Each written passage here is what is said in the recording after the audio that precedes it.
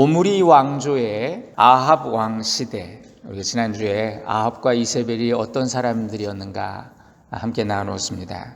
그때는 바알의 전성시대였어요. 하나님을 잊어버리고 하나님의 말씀을 무시하던 그런 때입니다. 사람의 욕심과 세상의 방법으로 모든 걸 하던 시대. 아이러니하게도 이 아합 왕의 시대는요, 정치적으로 안정되고 경제적으로는 이스라엘의 수치가 제일 좋았던 그런 시기였습니다. 부유했던. 그러나 영적으로는 깊은 암흑기였던 것이요. 바알은 물질적인 풍요를 책임지는 신입니다. 바알은 잘 먹고 잘 살게 만들어주는 힘이에요. 모두가 바알이 비를 내려주고 생명을 준다고 그렇게 믿었어요. 심지어 여호와의 제사장들도 선지자들도 다 바알 앞에 무릎을 꿇게 됩니다. 오늘 이 시대의 바알이 무엇입니까? 오늘 이 시대의 우상이 뭔가요? 풍요의 신 바알이고 경제의 신 맘몬이고, 그죠? 바알은 이 시대에도 하나님인 거예요. 여전히 강력합니다. 어떤 분이 그래요. 미국에서는 하나님 없어서 살지만 돈 없으면 못 살아요. 교회도 돈이 없으면 목회 안 돼요. 선교도 돈이 없으면 못 해요. 교회도 세상의 방법과 똑같이, 아니 어쩌면 더 세속적인 방법으로, 그래서 비즈니스 마인드를 가져야지 큰 교회 운영한다고. 이 시대를 아합의 시대와 어찌 다르다고 하겠습니까? 이렇게 영적으로 어두운 시절에 특별한 한 사람이 등장해요. 그는 별명이 하나님의 사람이에요. 하나님의 사람. 엘리야. 이 엘리야라는 그 이름은요, 엘이 하나님이고 야는 야훼잖아요. 야훼, 여호와가 하나님이시다, 그런 뜻이에요. 엘리야. 지금 모두가 뭐라 그래요? 바알이 하나님이라고. 바알이 하나님이야. 돈이 최고야. 돈이 힘이야. 그렇게 믿으며 그렇게 외치며 사는 시대예요. 그런데 그 시절에 엘리야라고 하는 사람이 나타났습니다. No! 아니에요.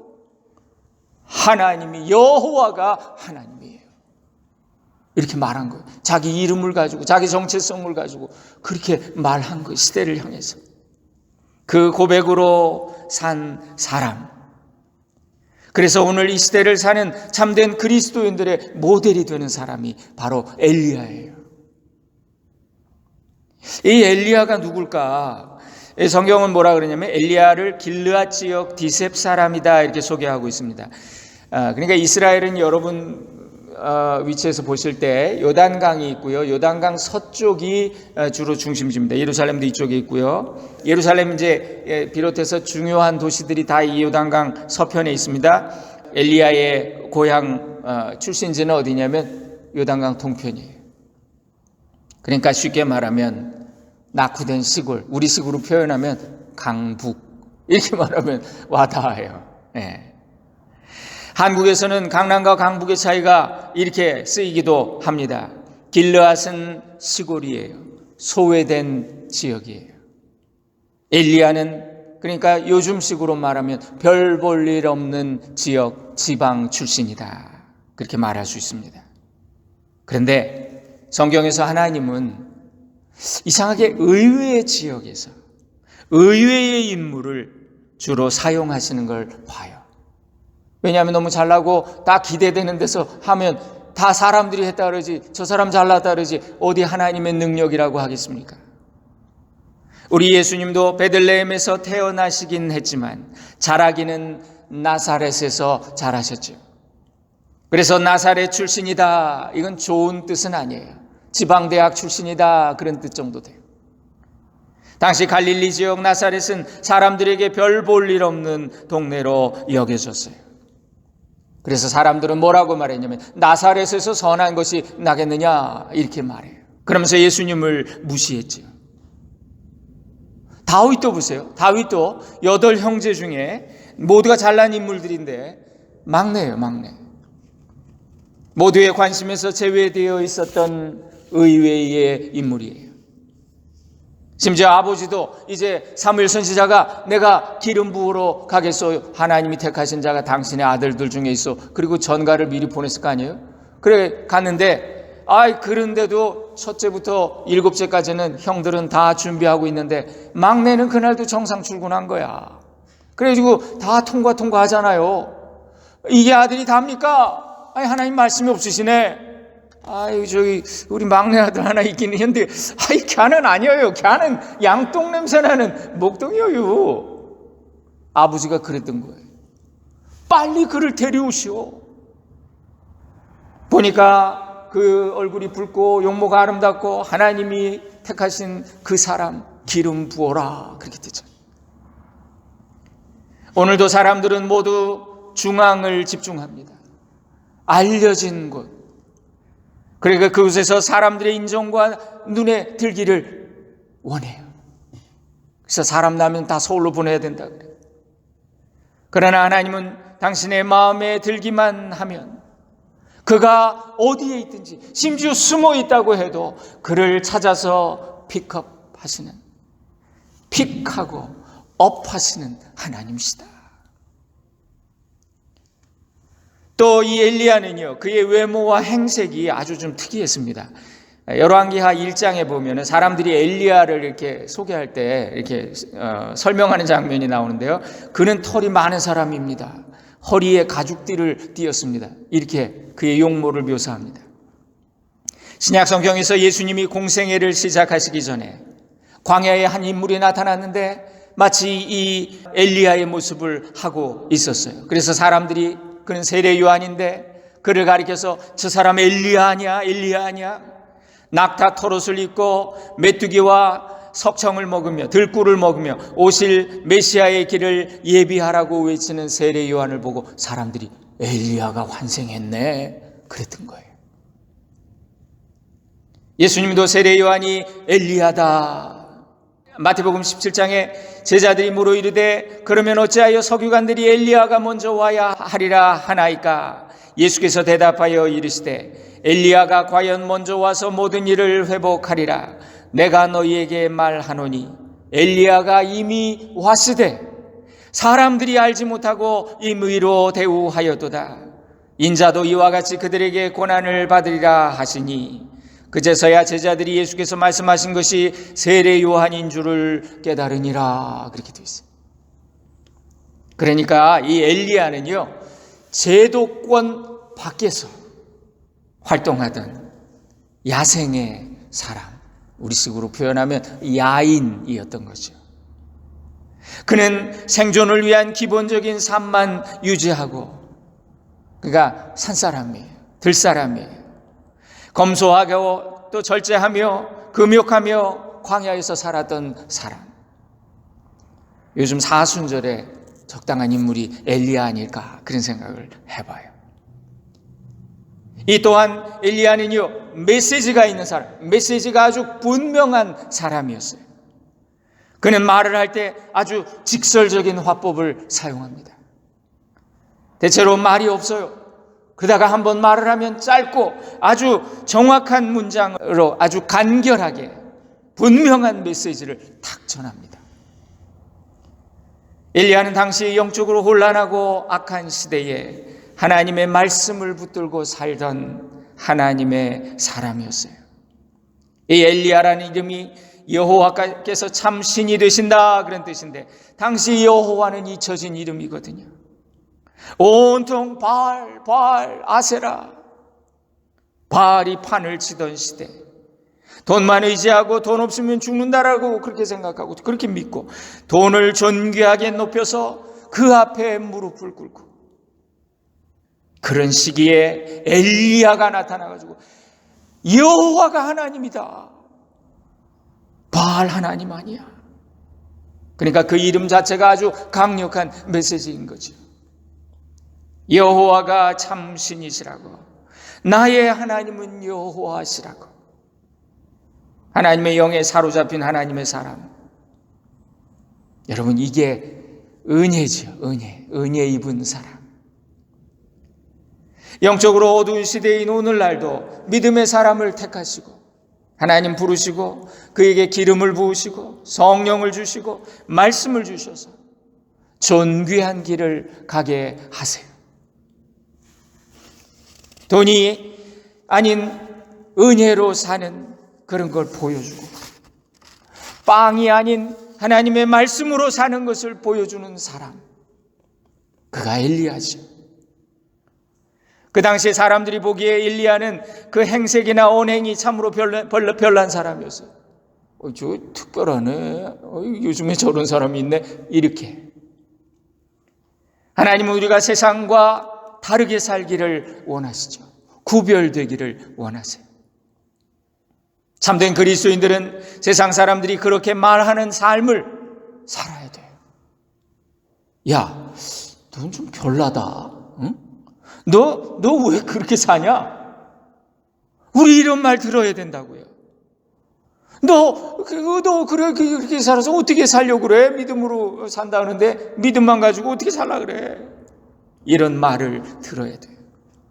그런데 엘리야가 그런 사람이었어요. 세례 요한도 그런 사람이었어요. 저는 요즘 우리 교회에 하나님이 주시는 은혜를 생각합니다. 우리 교회에 이상하게 별난 분들이 오세요. 열심히 특심한 사람, 아주 간증이 특별한 분, 우리 이현웅 선생님 같은 분, 아유, 저 연세에 얼마나 소신이 분명하시고 철학이 있는지 우리가 다 배움이 돼요. 하나님이 뭔가 일하고 계시는 것 같아요. 엘리야는 처음부터 크게 쓰임받지는 않았습니다. 그가 이제 맨 처음에 하나님의 말씀을 받고 너는 아합 왕에게 가서 이 말을 전하라. 그래가지고 아합 왕을 찾아가서 예언의 말씀으로 경고를 합니다. 정말 엘리야가 아합 왕에게 갑자기 나타나더니 직설적으로 한마디를 던지는 거예요. 요즘 표현으로, 아이들 표현으로 돌직구를 날렸습니다. 1절입니다. 내가 섬기는 이스라엘의 하나님 여호와께서 살아계심을 두고 맹세하노니 이제 내 말이 없으면 수년 동안 비도 이슬도 있지 아니하리라. 그리고 엘리야는 주특기 말 전하고 후다닥 도망갑니다.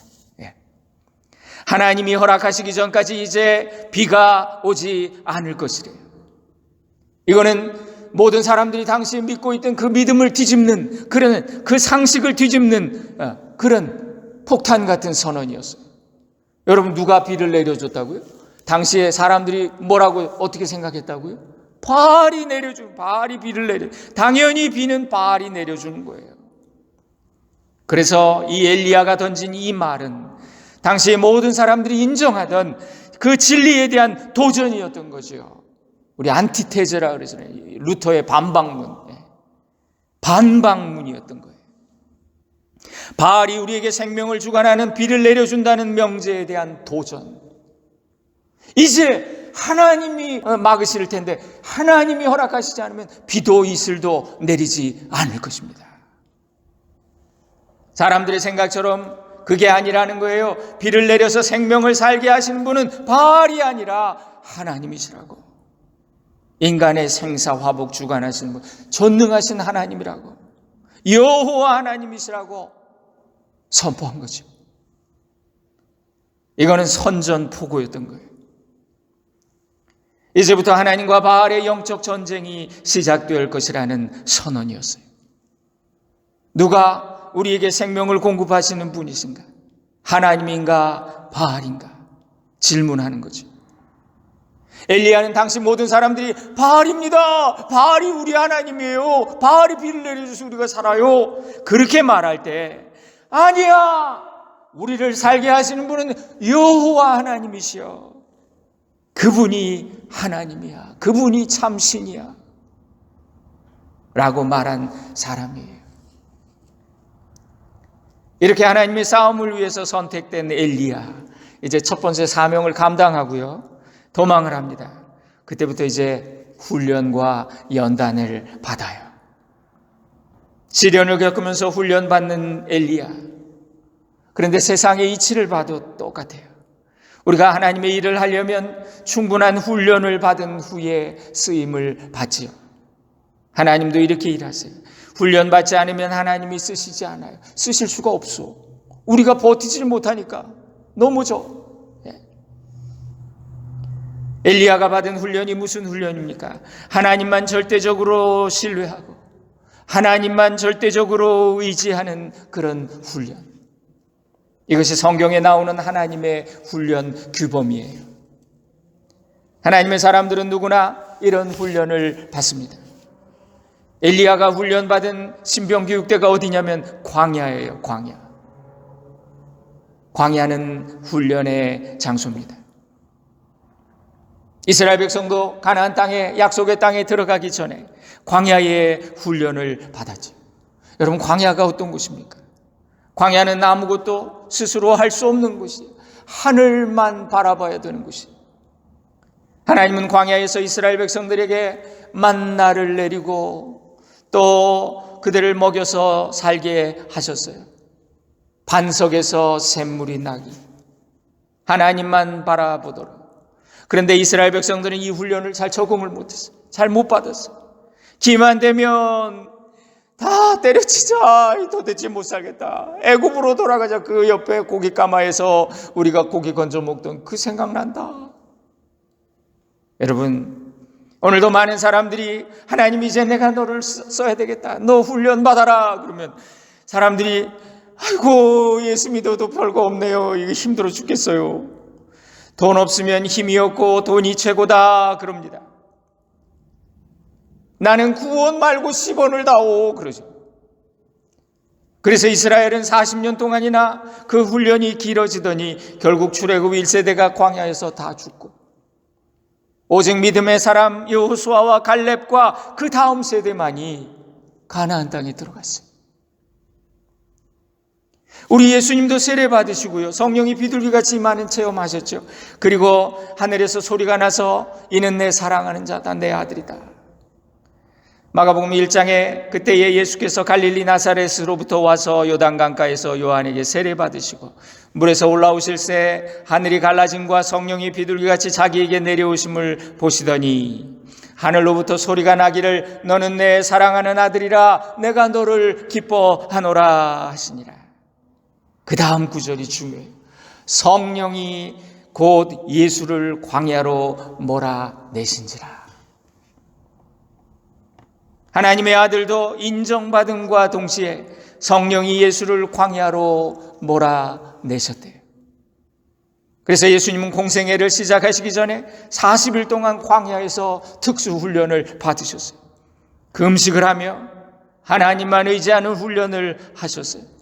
40일 굶었는데 마귀가 나타나가지고 야, 너 하나님의 아들이라며 돌로 떡 만들어 먹어, 빵 만들어 먹어. 3가지 시험, 그것은 돈의 유혹, 물질의 유혹, 그죠? 빵의 유혹. 그 다음에 초자연적인 기적의 유혹. 너 기적을 일으켜야 사람들이 너 따라와. 또 파워와 권력의 유혹. 너 나한테 한 번만 절해. 내가 이 세상의 권세 다 줄게. 어떤 극한의 상황에서도 너는 하나님만 의지할 수 있느냐? 하나님께만 포커스를 맞출 수 있느냐? 그 시험이었던 거예요. 사도 바울 같은 사람, 이 사람 특별한 사람이에요. 능력이 탁월한 사람이에요. 그죠? 많이 배우고 많은 걸 갖췄어요. 그런데 그도 콜링을 받고 은혜를 체험한 후에 어떻게 했습니까? 세례받고 바로 쓰임받은 것이 아니라 그는 아라비아 광야로 갔대요. 거기서 훈련을 받은 거죠. 그는 3년이나 그 광야에 머물렀습니다. 갈라디아서 1장에 나옵니다. 내 어머니의 태로부터 나를 택정하시고 그의 은혜로 나를 부르시니가 그의 아들을 이방에 전하기 위하여 그를 내 속에 나타내시기를 기뻐하셨을 때에 내가 곧 혈육과 의논하지 아니하고 또 나보다 먼저 사도된 자들을 만나려고 예루살렘에 가지도 아니하고 아라비아로 갔다가 그 광야에서 훈련받고 하나님은 당신의 일꾼들을 광야로 부르시고 연단하시고 훈련하신다는 거예요. 모세도 그렇죠. 모세. 그는 왕궁에서 왕자로 자라면서 제왕의 수업을 받았던 사람이에요. 뭐 우리하고 비교할 수 없이 탁월한 능력자죠. 예. 근데 하나님이 그를 미디안 광야로 보내셨어요. 40년 동안 훈련받게 하셨어요. 모세가 받은 훈련이 무엇입니까? 바닥까지 낮아져서 나는 아무것도 아닙니다, 하나님. I am nothing. 이걸 고백하는 훈련을 시키신 거죠. 그래서 저도 목회하면서 제일 걱정되는 사람이 교회에서 너무 의욕이 넘쳐, 그냥 자신감이 넘쳐. 그래 그 욕과 열정만 가지고 훈련이 없이, 하나님을 신뢰하는 훈련이 없이 일하려고 하니까 금방 넘어져. 참 위험하더라고요. 그렇게 일하는 과정에서 여러 사람을 힘들게 하고 본인도 상처받고 넘어지고. 그 김기동 목사님 부흥회 때 그러더라고요. 경상도 사투리로 마셀이 나 자빠집니다, 이렇게 얘기하시죠. 하나님의 일꾼은 먼저 철저히 깨어지는 훈련, 철저히 하나님만 바라보는 훈련 받아야 돼. 엘리야는 아합에게 담대한 예언을 한 후에 훈련의 자리로 들어갔어요. 하나님이 그렇게 그를 광야로 보내셨어요. 2절부터 4절에 보니까 여호와 말씀이 엘리야에게 임하여 이르시되 너는 여기서 떠나 동쪽으로 가서 요단 앞 그리 시냇가에 숨고 그 시냇물을 마시라. 내가 까마귀들에게 명령하여 거기서 너를 먹이게 하리라. 한번 생각해 보세요. 숨어가지고 몰래 시냇물 먹으면서 까마귀가 와, 하루에 한 번씩, 하루에 두 번씩 이렇게 와가지고 먹을 걸 가져와. 너는 이제부터 은둔자로 지내라. 시냇가에 숨어서 그 물을 먹고 음식은 까마귀들이 너에게 날라다 줄 것이다. 여러분, 성경에서 까마귀 그러면 별로 이미지가 좋지 않습니다. 이 좀 부정적인 새의 이미지예요. 별로 기대할 것이 없는 새. 기대할 것이 하나도 없다는 것은 거기서 하나님이 일하신다는 거죠. 기대하지도 않았던 사람이 하나님의 일을 하고 쓰임받아요. 여기 엘리야의 모습이 바로 그런 걸 우리에게 보여주시는 거죠. 여기 엘리야처럼 우리가 훈련받을 때는요, 스타일도 구깁니다. 낮은 자리에서 자존감도 다 사라질 만큼 이리 구르고 저리 구르고, 야, 너 예수 믿는다더니 너 우리 별로 안 좋다, 그런 소리 들어요, 우리가. 여러분, 군대에서도 훈련병은 좌로 굴러, 우로 굴러, 뒤로 굴러, 앞으로 굴러, 맨날 굴러. 그러다가 유도나 이 합기도 같은 거 배워보면요, 처음에 배우는 게 뭔지 아십니까? 맨날 넘어지는 연습만 하는 거예요. 낙법. 이거 하다가 2달 동안 이것만 시켜가지고 제가 그만뒀어요. 합기도 배우다. 근데 나중에 들었어요. 잘하시는 분이 하시는 얘기가, 이렇게 해가지고 이게 몸에 딱 익으면 상대가 확 잡아 던질 때 탁 넘어지면서 그냥 탁 또르르 굴른다는 거야. 그게 돼야, 그 넘어지는 법을 배워야 그 다음엔 상대를 맺힐 수 있다는 거. 엘리야의 훈련은 하나님만 바라보고 하나님만 의지하는 훈련이었어요. 생명을 주관하시는 분이 하나님이시라는 걸 확인하는 훈련. 오늘 우리의 신앙도 마찬가지입니다. 우리가 구원받고 하나님의 자녀가 되었다고 고백하면 하나님은 우리를 반드시 광야로 몰아내셔서 훈련시키셔요. 여러분은 광야의 훈련을 거치셨습니까? 아유, 목사님, 나는 성경 공부, 제자 훈련 이런 거 많이 받았어요. 이런 지식적인 훈련도 필요하지만 더 중요한 것은 영적인 훈련. 하나님만 신뢰하고 하나님만 따라가는, 하나님 명령만 따라가는 훈련. 이런 훈련이 우리의 믿음을 성숙하게 해요.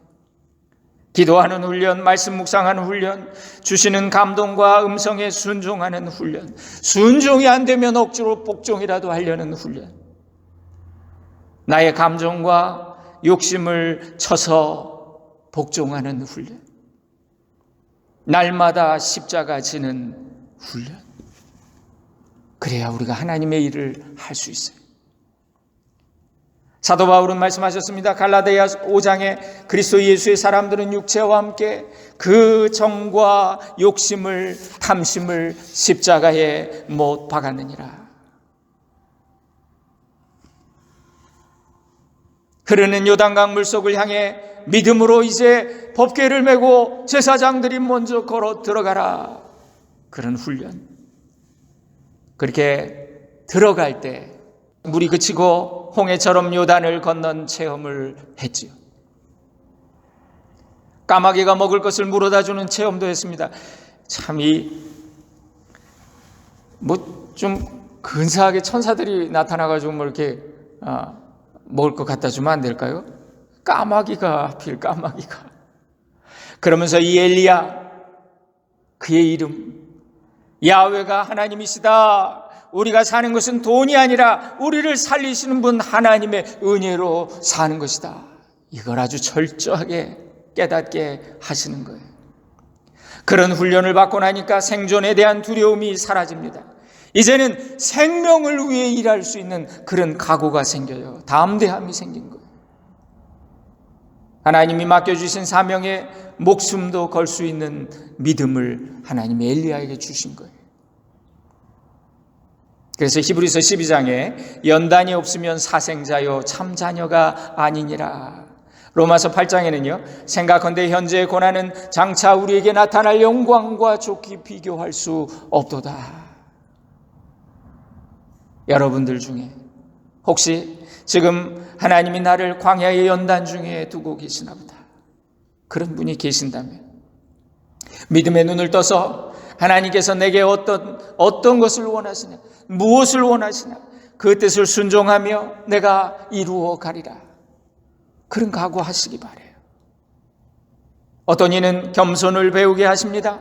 어떤 이는 믿음을 배우게 하십니다. 어떤 이는 사랑과 용서를 배우게 하시고, 어떤 이는 담대함과 순종함을 배우게 하세요. 중요한 것은 하나님이 우리를 훈련하실 때는 우리를 사용하기 원하신다는 것. 엘리야는 어두운 시대에 하나님의 살아계심과 하나님의 역사하심의 증거가 되었습니다. 그래서 오늘 우리가 함께 읽은 말라기 4장에 보니까 보라, 여호와의 크고 두려운 날이 이르기 전에 내가 선지자 엘리야를 너희에게 보내리니 그가 아버지의 마음을 자녀에게로 돌이키게 하고 자녀들의 마음을 그들의 아버지에게로 돌이키게 하리라. 보세요. 예수님이 이 세상에 이 마지막 엘리야로 오신 거잖아요. 그래서 그분의 제자된 우리 성도는 마땅히 이 시대를 향해 하나님의 메시지를 전하는 그런 엘리야처럼 살아야 되는 거죠. 우리가 시대의 변화에는 적응해야 됩니다. 그러나 이걸 분별해서 시류에는 적응하면 안 돼요. 시류에 떠밀리면 안 돼요. 분별하고 저항하며 돌이키게 해야죠. 살아있는 송사리, 제가 말씀드렸죠. 물길을 거슬러 올라간다. 시대를 거스르며 심판을 경고하고 자녀의 마음을 아버지에게로 돌이키는, 그래서 하나님의 일하심을 보여주었던 엘리야, 참 엘리야의 그 생애를 묵상하면요 놀랍습니다. 은혜가 돼요. 이 엘리야처럼 순종하는 믿음으로, 이 시대의 엘리야처럼 하나님의 하나님 되심을 선포하는 야훼가 하나님이시다. 우리 교회와 우리 모든 성도님들 되시기를 주님의 이름으로 축원드립니다. 기도하겠습니다. 왜 나를 깊은 어둠 속에 홀로 두시는지, 어두운 밤은 왜 그리 길었는지, 나를 고독하게, 나를 낮아지게 세상 어디도 기댈 곳 없이 하셨네. 광야에 서 있네. 주님만 내 도움이 되시고 주님만 내 빛이 되시는, 주님만 내 친구 되시는 광야, 주님 손 놓고는 단 하루도 살 수 없는 곳 광야에 서 있네. 주께서 나를 사용하시려, 나를 더 정결케 하시려 나를 택하여 보내신 그곳 광야, 성령이 내 영을 다시 태어나게 하는 곳 광야에 서 있네. 내 자아가 산산이 부서지고 높아지려 했던 내 꿈도 주님 앞에 내려놓고 오직 주님 뜻만 이루어지기를, 나를 통해 주님만 드러나시기를. 오 주님, 아합과 이세벨이 득세하고 바알과 아세라가 대세가 되어버린 시대에 하나님의 사람, 광야의 사람, 저항하는 사람, 올곧은 사람 엘리야를 보내신 하나님, 시대를 거스르며 심판을 경고하고 자녀의 마음을 아버지께로 돌이키게 함으로 하나님의 일하심을 보여주었던 엘리야처럼 순종하는 믿음으로 이 시대에 엘리야처럼 하나님의 하나님 되심을 선포하는 우리 모두가 되게 하옵소서. 예수님의 이름으로 기도 올립니다. 아멘.